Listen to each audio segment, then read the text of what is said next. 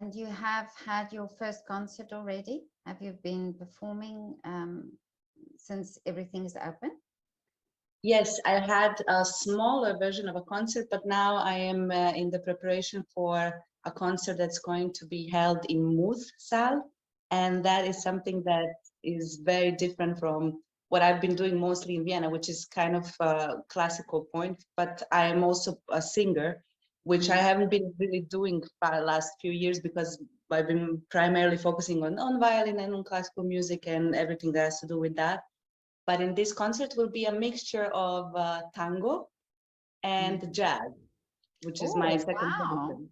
Yeah, Mm. and this is really, really exciting because I've always wanted to, not to mix, but at least to have something in this tango flair and tango mood. So it's going to be first half of the concert, me playing the violin in the ensemble with a few of my colleagues tango. And the second half will be me singing jazz. And it's a really wonderful opportunity because it's going to be something completely different than what I do, let's say Yeah. here mostly. And but you are trained or classically trained. So and you play the violin actually. Yeah, yeah, Mm. exactly. I am at MDB. I just had my yesterday my graduation exam, so Oh, now wow. I'm officially a magister, Oh, whatever that wonderful. means. Congratulations. Thank you. Mm. And it's been mostly in that direction, and this is primarily my focus because, of course, I would like to have this certain stability that brings possibly next to all the solo performances and all the projects aside, like a stelle at some professional orchestra, if possible, here in Vienna, because that is something that I think would be a wonderful thing to do. And aside, always have these kinds of projects where I could have either solo performances like I always had my whole life, or something also with singing, what I've been doing also since I was a kid. Well, I was mostly doing those kind of children festivals with pop songs, with jazz. Okay, So I yeah. left all that when I moved here to Austria and focused primarily on the violin. But now I think it's, especially after the pandemic, I'm feeling a lot of creativity and inspiration to do something in that field. Yeah. Did you sing during the pandemic? Did you do a lot of singing or did you mostly play the violin? Violin. I sang only at home, Oh, only okay. for myself.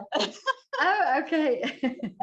But I haven't actually wanted to bring any focus in the singing department, so I haven't really made like not connections, but I haven't really told people that. Mm. So it was kind of more as a thing that I do that keeps me very sane, let's say, also because what Yeah. we do in the classical music, it can get a little strict with all the rules and all the traditions. So this is something that is completely out of that, and it's just like a nice balance to Mm. myself as an artist.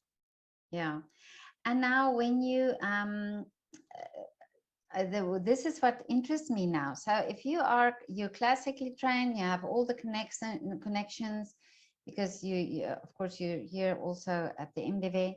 Now when you come when you want to start singing now and singing jazz, which is a bit different, how do you get into this scene then? Is it difficult then to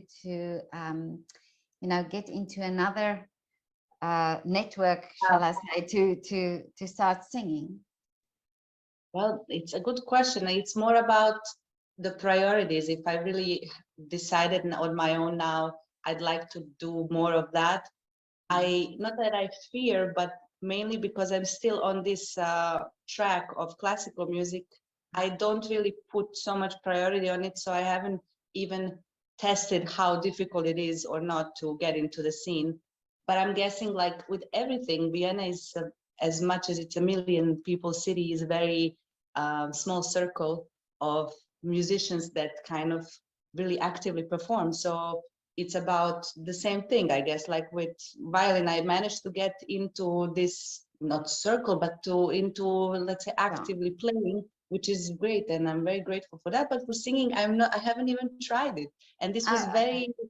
accidental that I got to this offer to do in a very beautiful hall like Muth to do the tango and jazz, but it was very accidental. So I don't know, to be honest, but I'm going to definitely work on it to test it out, because this is something that I'm never going to leave in my artistry.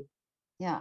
So, and now for you, you finished your studies now, and now you are auditioning for orchestras. Is that the next step that you do when you've finished? Yes, this is the next step. And aside of it, I still would like to do more international competitions, because I've done already few, and they've been actually quite good. I went to a couple of finals, and it was really great experience, very stressful experience. That's why I haven't put too much focus on it anymore. But I feel that this process of preparation is very good for a musician to have everything really precise, because this is exactly something that we need for audition, as really a special atmosphere and occasion that actually doesn't really have too much to do with one's true artistry. Yeah. Yeah, I think you understand what I mean. Yeah. Yeah, because this is what I'm thinking. I hear a lot that you know, young artists doing these competitions, and I wonder if that's you know, is that really that's the route to go, is to do a lot of competitions to get yourself known? Is that, or is it to get the experience of this performance?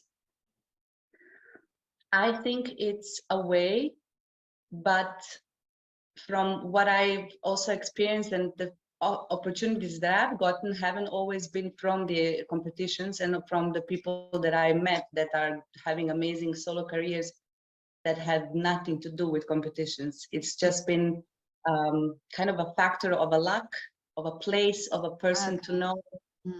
And definitely competitions is, the point of competition is to basically present yourself to certain amount of people who can give opportunities later in life.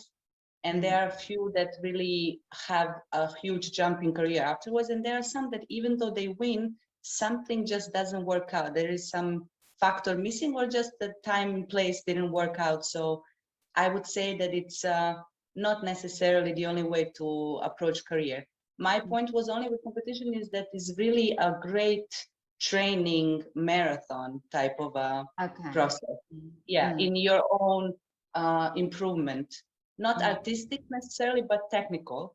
So that's something that I definitely recommend to all fellow violinists and in general instrumentalists, because it's a great mental practice, like in any sport, tennis or something. It's very hard, but I think it's a great thing. And then eventually also to realize that it's not very healthy to continue in that kind of lifestyle, because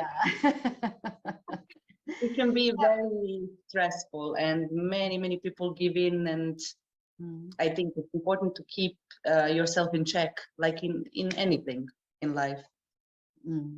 I think similar to where you agree. Yeah, because I think this I always have this idea that a competition is it's the panel's opinion, and not necessarily, you know, if somebody wins a competition, it is because of the opinion of the panel who judge. You know, and and not really a representation of someone's musicality or someone's artistry. Absolutely agree. Yeah.